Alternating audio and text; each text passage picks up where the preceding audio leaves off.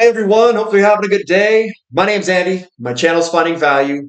Today we're going to go through Twitter, see what people are sharing on social media. I'm going to interject my financial opinions as we go through it. It's generally related to three different topics: wealth building, commodities, and/or financial topics. So we're going to dive right in, take a look, and see what people are sharing. If you want to follow me, it's at Finding.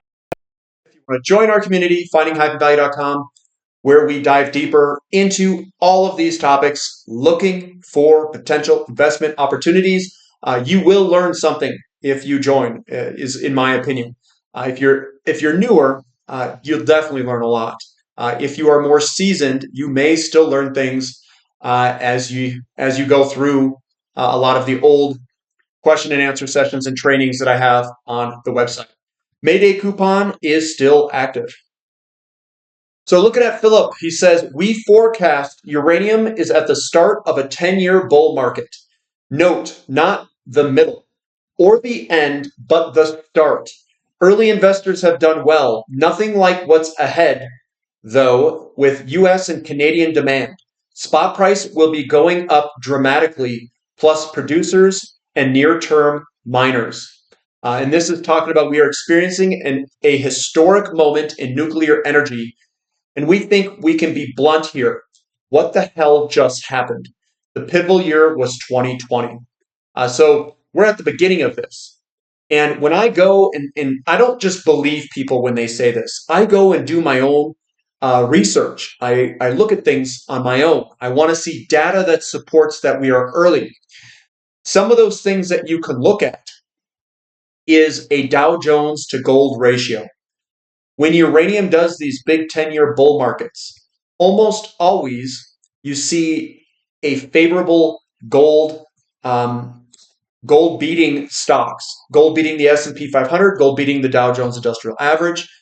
We should also be seeing us coming out of bottoming patterns. So we look at like an ETF URA. Now I'm only using URA as an example. I'm not saying it's the best vehicle to invest in. I'm just saying it's an example.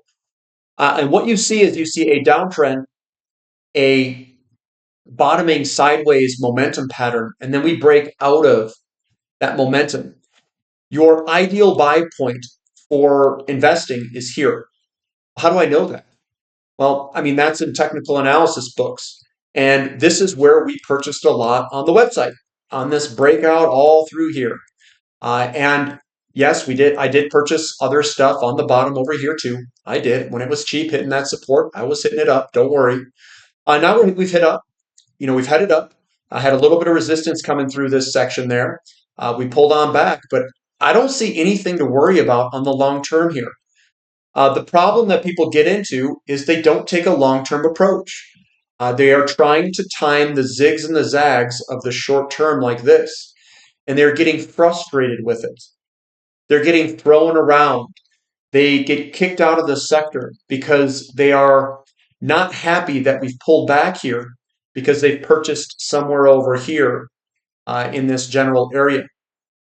And that all deals with it doesn't deal with URA and uranium and the sector itself. It has everything to do with yourself as an individual, your expectations, your time frame, what you think uranium should do versus the reality of what it does.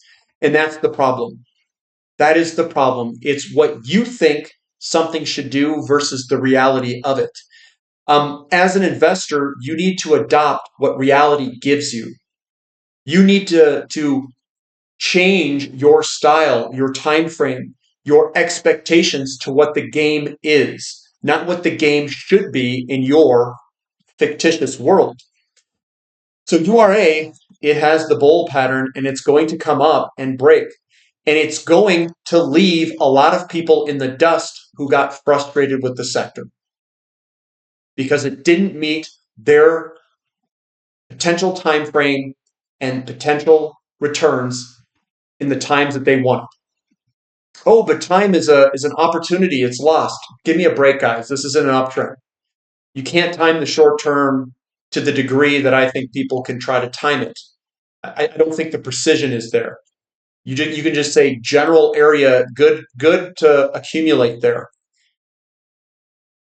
So coming on down, unusual whales. Oregon residents will vote in November on a $1,600 annual universal basic income per BI.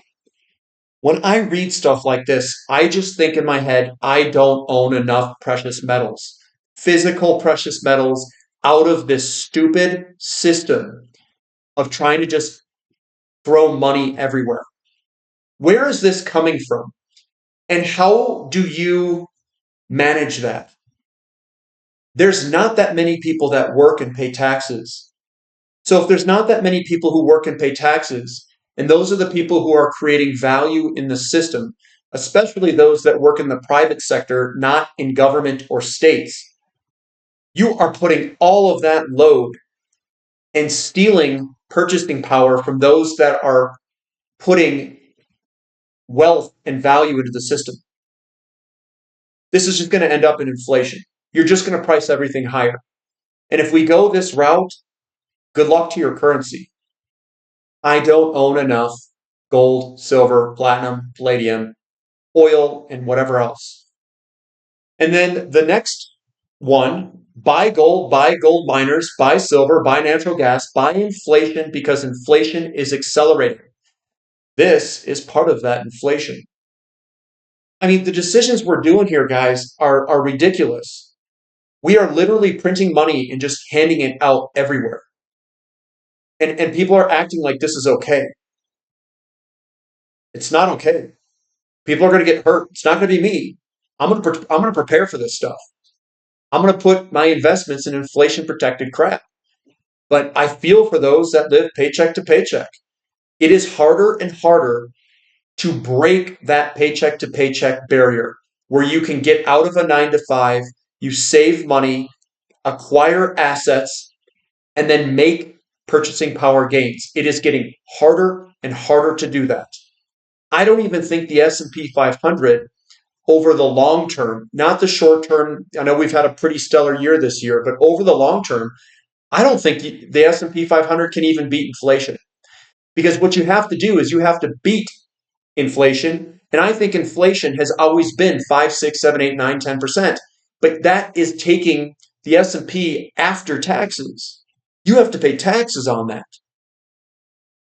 It is really hard to do. Christine says, well, U.S. supply weaker than expected, ? U.S. demand stronger than expected, ? Or both. So do we have weaker supply and stronger demand? Look at the product storage. It says the first bullish oil storage report I've seen in a while. Pretty big move lower for product storage of gasoline, distillate, and jet fuel.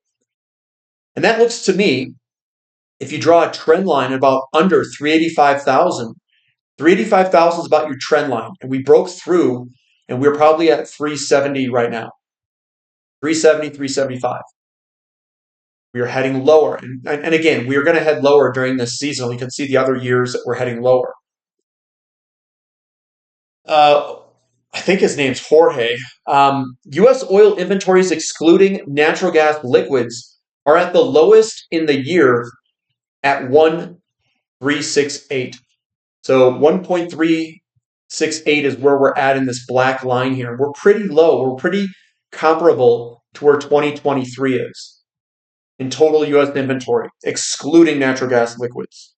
So we're very low compared to a lot of the other years. If you notice, in some of the other years, like 2021, we had $120 dollar oil there. We are all the way down here. How is that possible? How can we have oil where we're at and have lower inventory levels? I thought inventory was a direct reflection of all this. Well, you could say that the markets don't look at commercial inventories the same as strategic petroleum reserve inventories. I just think that's Enron accounting. It's stinking Enron accounting. Coming on down, we've got Giovanni. Europe's 16 nations oil inventories fell by 18.29 million barrels month over month to 981.5 million barrels in September. So Europe is also drawing down inventories. So why is oil so weak if we're drawing on inventories all around the world? Why are we so weak? Is it the election? And if it is the election, what does that say about our markets? I mean, what is that telling us? That a select few can manipulate the markets based off of whatever they want? That they can hold oil prices down perhaps just because of an election? What does that mean about the entire system if they are doing that?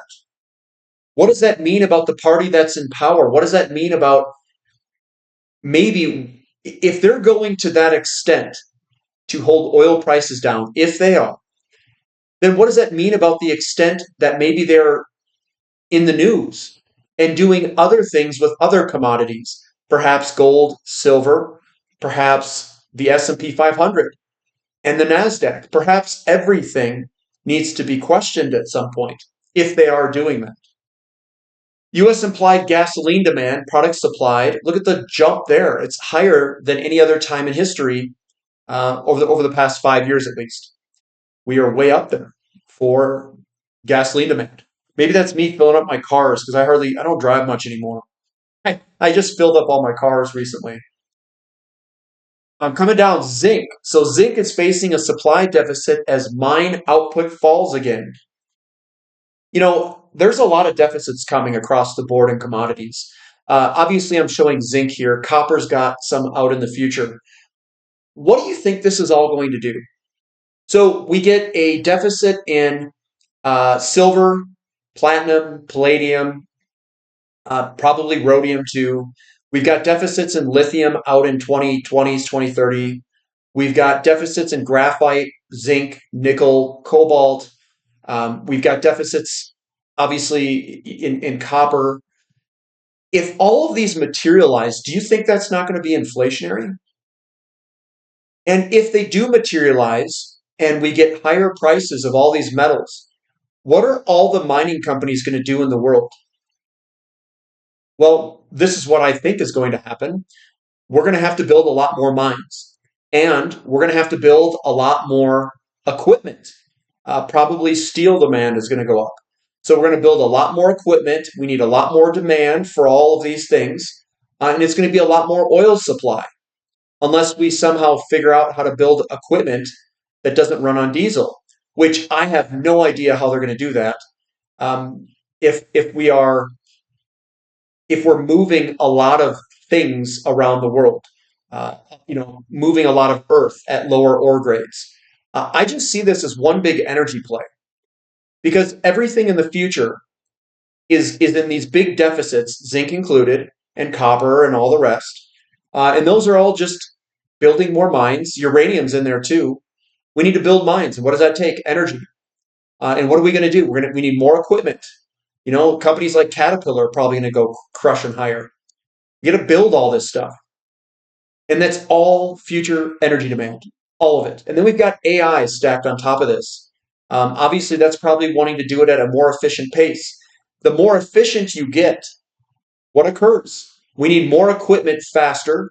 We need more mines to be built quicker because that's all efficiency. And we need even more energy consumption more quickly.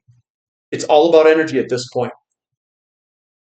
A4 Alpha talking about energy. TMF, energy equities are telling you something. No need to fret on day-to-day volatility of underlying commodity prices. It took years to get to this moment, and the defensive nature should provide confidence to long-term investors. Next up is earnings. So just be patient, guys. It's coming.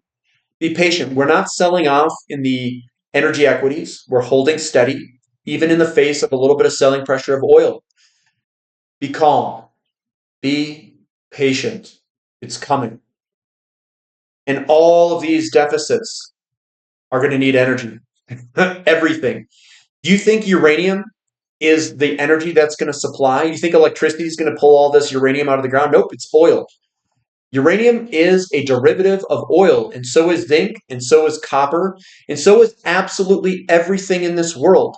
Oil is what runs this world. The plastics are made of oil, the lubricants, the waxes, the mining equipment, the transportation equipment, the paints, the thinners, all that stuff, everything.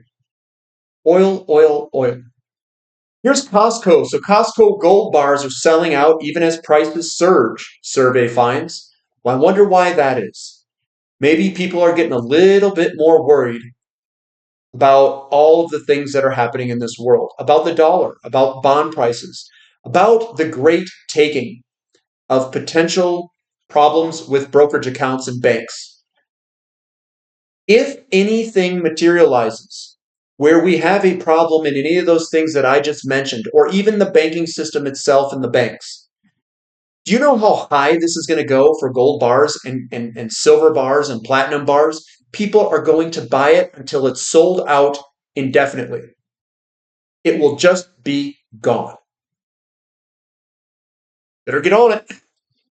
Unusual whales. We're in black swan territory now, and diversified portfolios are a big lie, per Mark Spitznagel, co-founder and chief investment officer of the hedge fund Universa Investments. And I love this response by Spencer. He sells black swan insurance. Ignore him. Just talking his own book. Uncorrelated diversification will always work best in the long run on a risk-adjusted basis. I'm agreeing with Spencer here. Watch what you're reading out there, guys. There's a lot of people pushing crap. A lot of people. Mohammed says equivalent to 6.4% of GDP, and that's the federal deficit hit 1.8 trillion for 2024, CBO says. U.S. budget shortfalls fueled by interest costs, Social Security, and Medicare. 6.4% of GDP. Now, some people say running a deficit this big, we can't have a recession. I think that they are playing with the numbers. I think they are all sorts of jacking up the numbers. And I think we've got higher inflation than what we probably have. And our GDP is probably lower than what it really is. So maybe we are in a recession, and maybe the inflation and the manipulation of the numbers that they're doing is just hiding it. They're just hiding it. Sweep it under the rug, boys. Sweep it under the rug. Investors should remember that excitement and expenses are their enemies. Excitement. You know what I've seen a lot of people do? When things go up, they get excited. They want to buy more. That's not the time to buy. You want to buy when things are down. You want to buy when people are, when they're bitching about an investment, you want to buy it. When the fear is coming into the market and they want to sell, you need to step in and say, I'll take your shares. That's the best time to buy, is when everyone is willing to sell their shares to you. It means they're capitulating. And capitulation and that movement in emotions is what you need to be aware of. That is what's going to make you a better investor. It's to step in and say, you guys are all just not thinking straight. And then you get in and get your shares. And you say, thank you for your shares. I'm glad that you got afraid. Peter Schiff says, it's amazing how much of a difference a totally bogus government jobs report can make in financial markets. In the short term, perception is far more important than reality. But in the long run, perception always changes to match reality. The economy and labor markets are weak, in his opinion. So this is U.S. implied oil demand. 4-week average is going from decent to good, and we can see a spike here in oil demand for U.S., the 4-week average. Then we've got 4-week average U.S. implied oil demand for gasoline, distillate, jet fuel rocketing higher here, looking like it's making a new high in 2024. Then we've got all these things showing you low inventory levels and high demand levels is what we're seeing here. Charlie Munger says, the more hard lessons you can learn vicariously rather than through your own hard experience, the better. So what lessons have you learned?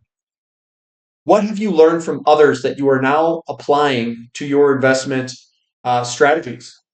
And that's really what you want to do. How can I become a better investor? How can I refine my strategies and approaches to become a much better investor than where I am today? And that's exactly what we talk about on the website. How do I refine my approach, refine my company selection? What about risk reward, asymmetry, the sectors going against the grain, buying into fear, not being the ones of fear, and trying to learn and get better at it. And that's where you will prosper as an investor.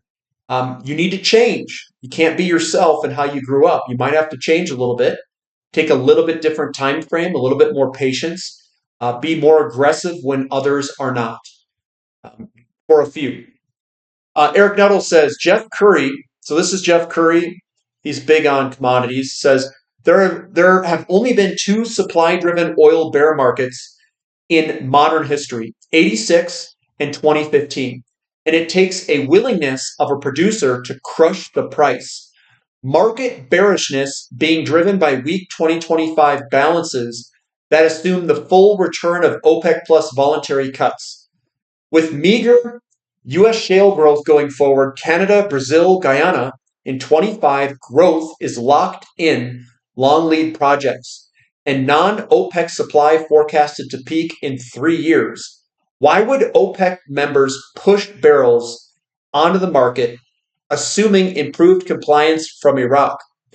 We believe the market is too bearish on 2025 and going forward, in his opinion. In Gold We Trust, here's a quote from Murray Rothbard. He says, any hint of recession causes the government to panic and turn on the inflationary taps once again. And that's your stimulus. What is China doing right now? They are in a recession. They're in a deleveraging. And what is the government doing? They are panicking and turning on the inflationary taps. We will do that here if we get a slowdown. We're going to turn on the inflationary taps. They already are in some areas. That's why the M2 money supply is going back up. This is how crude oil prices are interrelated to OPEC production spare capacity. And you can see that there's not a huge correlation in some of these price moves. As capacity went up, so did the price of oil in 99, 2000, 2001. Is this positioning?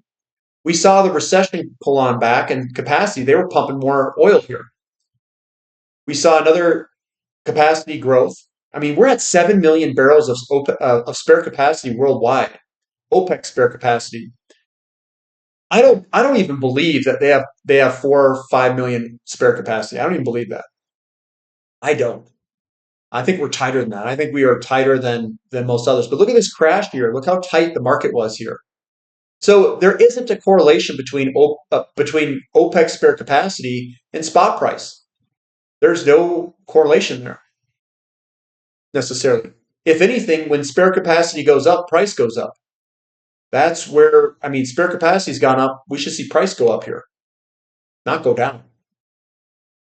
CRB index just broke out to new highs, surpassing levels seen when the U.S. inflation rate was over 9%. Here we are breaking out, guys. Nice little breakout here of 350.